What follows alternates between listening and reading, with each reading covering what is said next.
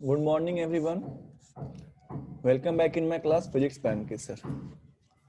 तो last class में हम लोग ने देखा था lightning and precaution safety measures during the lightning and thunder inside the house and outside the house.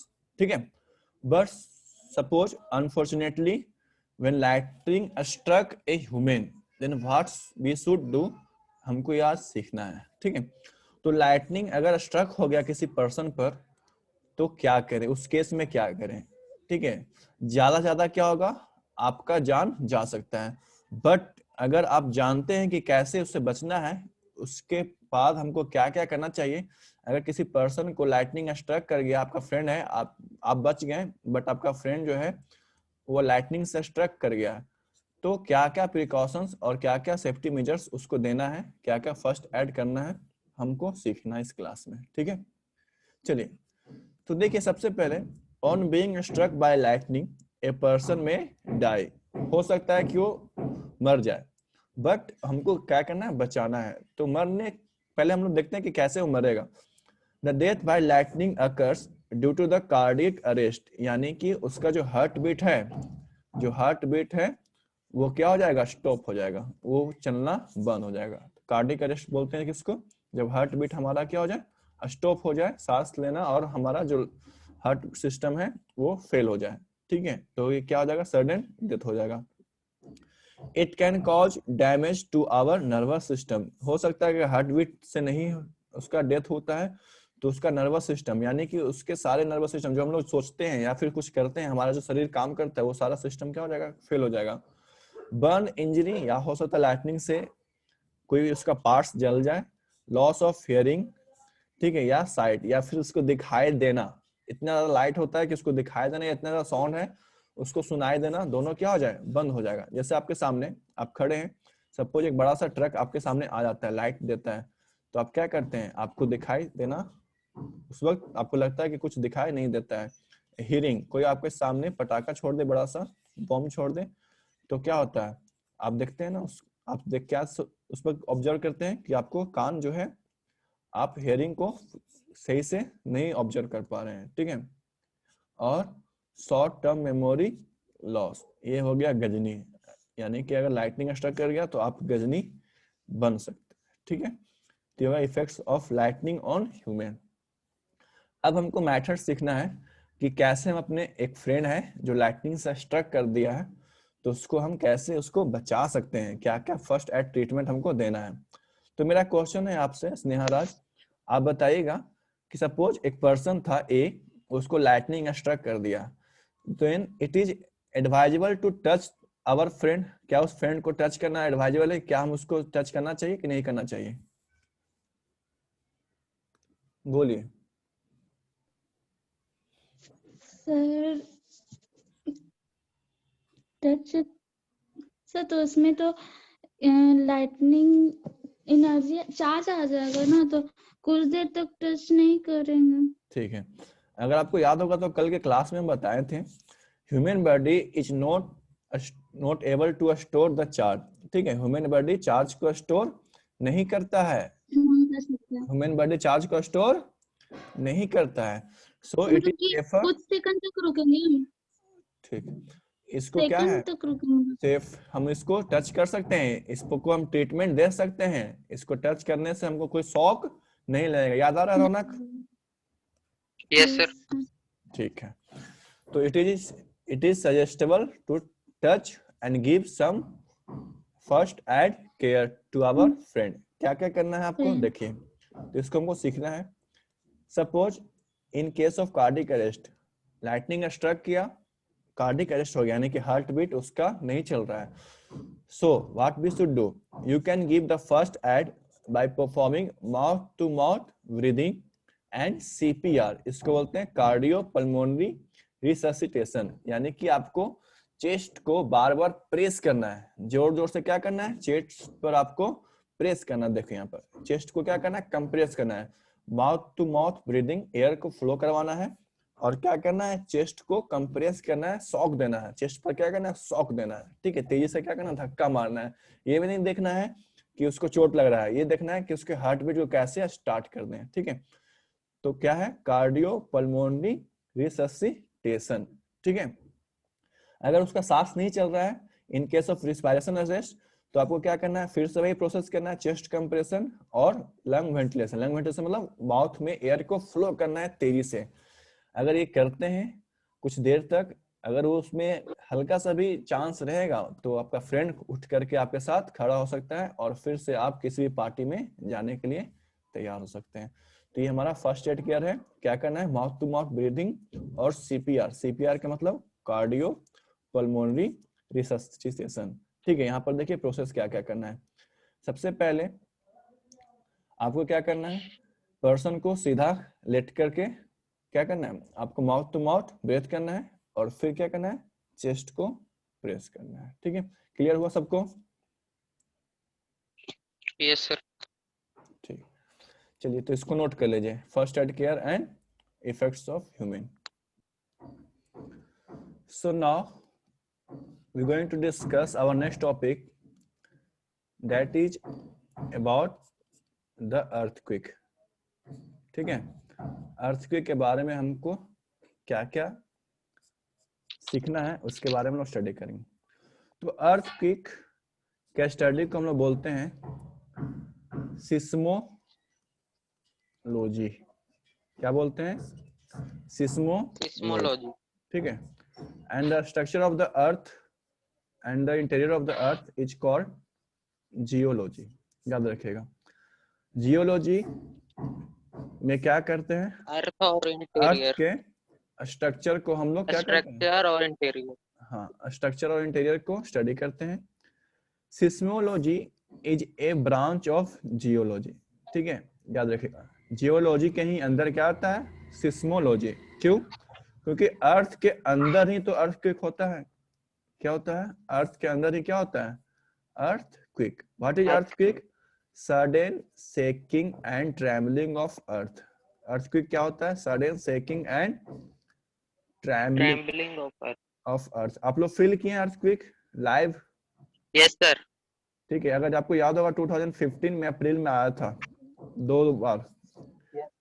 आप लोग काफी छोटे होंगे लेकिन आपको याद होगा, अप्रैल 2015 में, स्कूल में थे। हाँ स्कूल टाइम में अबाउट 12:30 में आया था ये। आप शायद उस वक्त किस क्लास में होंगे, 3 में होंगे उस वक्त, है ना? तो अर्थक्वेक आप लोग महसूस किए होंगे, उस पर काफी हॉलीडे मिला था, 10 डेज का, 5 डेज का छुट्टी भी मिल गया था पहले ही, है ना? Yes sir. तो इसके बारे में हमको स्टडी करना है, अर्थक्वेक के बारे में। ये आपका इंट्रोडक्शन क्लास है अर्थक्वेक का। तो earthquake is the sudden shaking and trembling of earth. Earthquake is the sudden shaking and trembling of earth. ठीक है, तो अर्थक्वेक के स्टडी को बोलते हैं seismology. Seismo is a Greek word which means earthquake and logy as we know that logy means अध्ययन, study. Logy का मतलब क्या होता है, अध्ययन। Structure of the earth is called geology.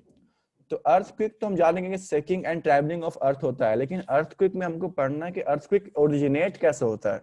2 part में डिस्कस करेंगे। एक बार है कि अर्थक्वेक ओरिजिनेट किस तरह से होता है, और दूसरा अर्थक्वेक आने के बाद क्या क्या होता है।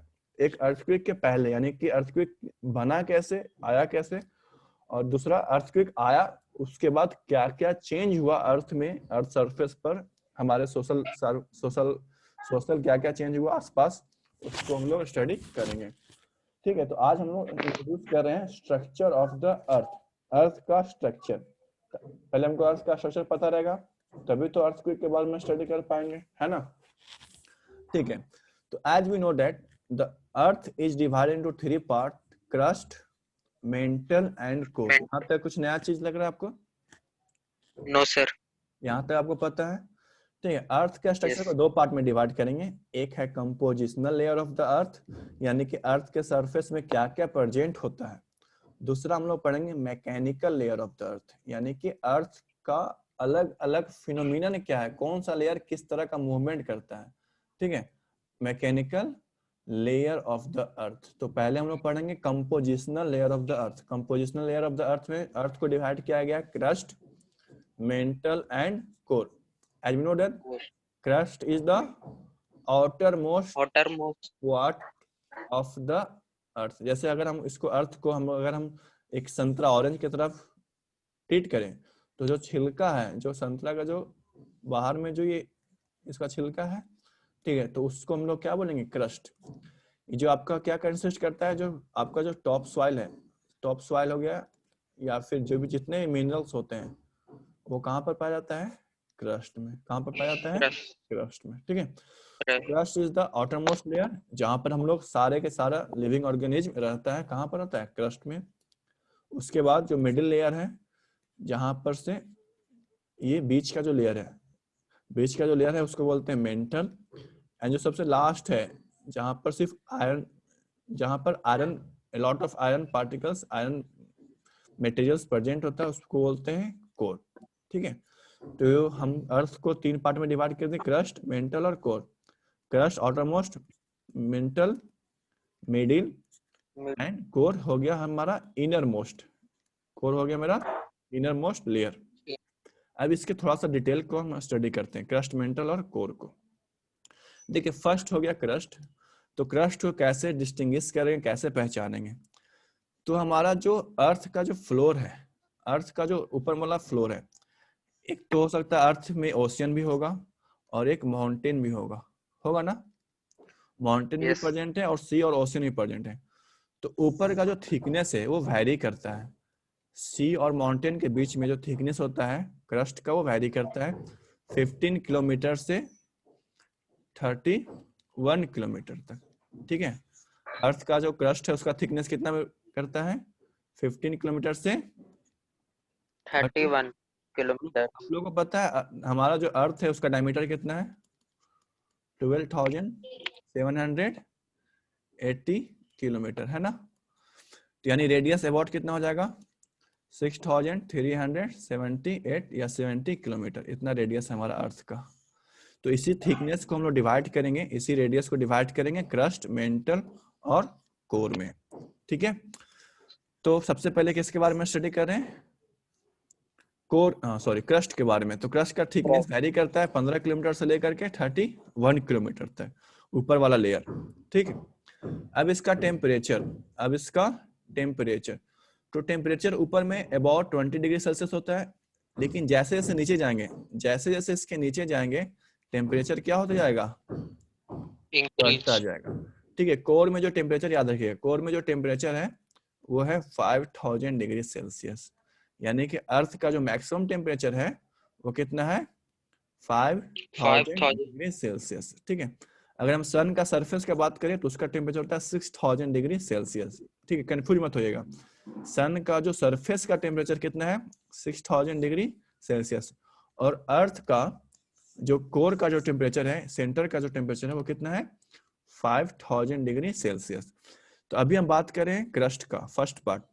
तो क्रस्ट का जो टेम्परेचर है ऊपर में 20 डिग्री सेल्सियस, जैसे जैसे नीचे जाएंगे तो टेम्परेचर ये हमारा हो जाएगा 870 डिग्री सेल्सियस, ठीक है। टेम्परेचर क्या हो जाएगा, इतना बढ़ जाएगा, ठीक है। समझ में आया। अब देखिए, क्रस्ट को हम 2 पार्ट में डिवाइड कर दिए। क्रस्ट में जो ऊपर वाला पार्ट को बोलते हैं सियाल, ऊपर वाला पार्ट को क्या बोलते हैं, सियाल। और नीचे वाले पार्ट को बोलते हैं सीमा। क्या बोलते हैं, सीमा। गेस करिए इसको सियाल क्यों बोलते हैं, गेस कर सकते हैं सर? क्योंकि उसमें वो सब एलिमेंट्स हाँ, जो उस वाट को सियाल बना है सिलिकॉन और एल्युमिनियम से मिल करके। सिलिकॉन और एल्युमिनियम से क्या बना, सियाल। और ये बना सिलिकॉन और मैग्नीशियम से मिल करके। ये एबंडेंट है, यानी कि प्रचुर मात्रा में ये आपका पाया जाता है, ठीक है। सियाल यानी कि सिलिकॉन ऑक्साइड जो बोलते हैं, जो बालू बोलते हैं ना, सैंड, वही है सिलिकॉन, ठीक है। सिलिकॉन और एल्युमिनियम सबसे ऊपर में बहुत ज्यादा है, अर्थ के कंपोजिशन में सबसे ज्यादा इन्हीं का कंपोजिशन है। और नीचे में क्रस्ट वाला के नीचे वाला पार्ट में सिलिकॉन और मैग्नीशियम का पार्ट बहुत ज्यादा है, ठीक है। अगर हम अर्थ क्रस्ट का डेंसिटी की बात करें तो इसका जो डेंसिटी होता है, डेंसिटी को रो से डिपेंड करते हैं, रो से डेंसिटी को डिनोट करते हैं ना, पता है ना। ये इसका है कितना डेंसिटी, 2.7 से 3 ग्राम पर सीसी, ठीक है। 2.7 से 3 ग्राम पर सीसी। 2.7 आपको पता होगा एल्युमिनियम का डेंसिटी होता है। एल्युमिनियम का डेंसिटी कितना होता है, 2.7 से 3 ग्राम पर सीसी। जैसे जैसे नीचे जाएंगे डेंसिटी बढ़ेगा, जैसे जैसे नीचे जाएंगे टेम्परेचर बढ़ेगा। तो ये बढ़े। पूरा का पूरा पार्ट क्लियर हुआ आप लोग को? Yes sir.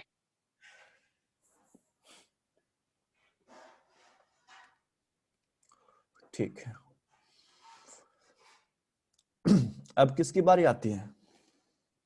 मेंटल। मेंटल का। ठीक है, अब किसका बारी आता है? मेंटल का। तो मेंटल का फिर से हम सारा कुछ देखते हैं।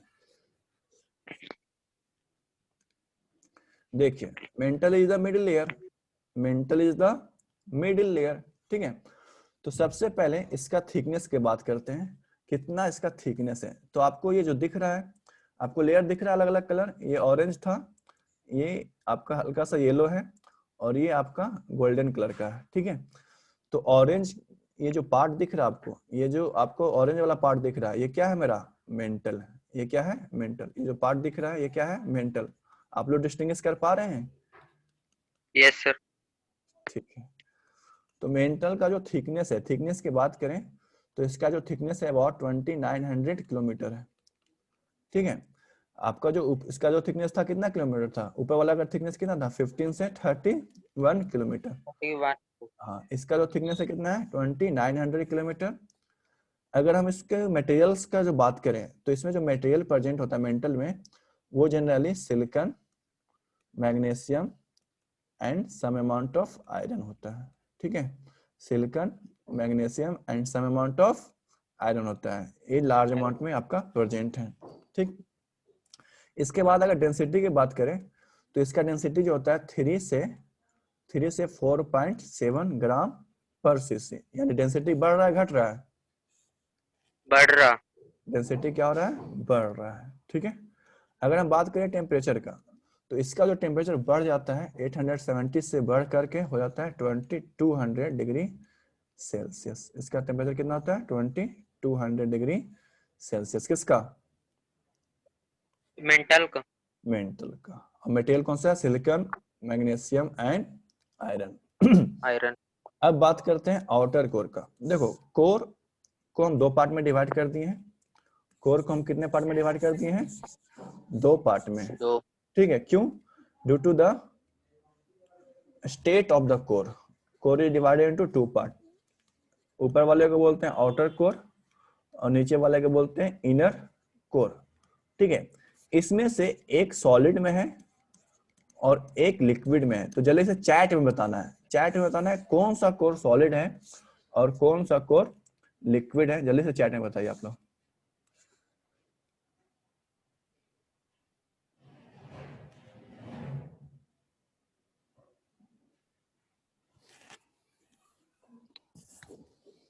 बता दे। ठीक है,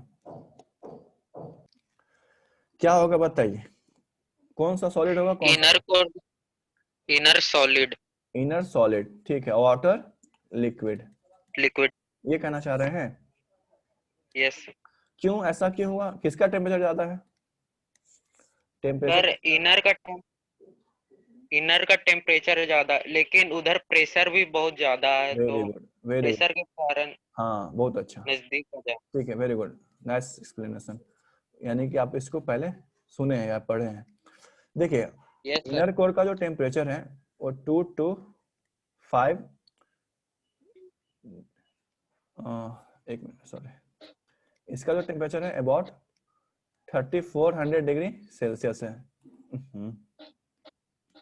आउटर कोर का जो टेम्परेचर है कितना है? 3400 डिग्री सेल्सियस। ठीक है, और इनर कोर का जो टेम्परेचर है कितना है? 5000 डिग्री सेल्सियस। ठीक है, बट इनर कोर सॉलिड में प्रेजेंट है और आउटर कोर क्या है? लिक्विड में प्रेजेंट है। ऐसा क्यों प्रेजेंट है? क्योंकि इनर कोर में जो प्रेशर है, अर्थ का जो प्रेशर है वो काफी ज्यादा है। तो अर्थ प्रेशर की वजह से जो लिक्विड है कंप्रेस्ड होकर के एक छोटा स्पेस में आकर के वो क्या हो गया? सॉलिड में हो गया। ठीक है, बट आउटर कोर में प्रेशर कम होने की वजह से जो आयरन मटेरियल है वो किस फॉर्म में है? लिक्विड के फॉर्म में है। ठीक है, तो कोर में प्रेजेंट क्या क्या है? कोर में प्रेजेंट है निकेल और आयरन, इसलिए इसको कोर को हम लोग बोलते हैं नीफे। कोर को क्या बोलते हैं? निफे। ठीक है, Ni4 nickel, NFe4 iron. Iron, ठीक है। चलिए, तो ए निकल कितना परसेंट है, 20%, और 80% क्या है, आयरन है, ठीक है। अब देखिए आउटर कोर का टेम्परेचर कितना बताया, 34 डिग्री सेल्सियस, इनर कोर का टेम्परेचर कितना, 5000 डिग्री सेल्सियस। आउटर कोर का जो डेंसिटी है वो आपका 9.4 से 12.7 या 12.7 ग्राम पर सीसी है। इसका जो डेंसिटी है वो 13 ग्राम पर सीसी से ज्यादा है, ठीक है। चलिए, और कंपोजिशन आपको बता दिए कितना है। अब इसका थिकनेस बता देते हैं। इनर कोर का जो थिकनेस है वो कितना है, इनर कोर का जो थिकनेस है 2251 किलोमीटर है, और आउटर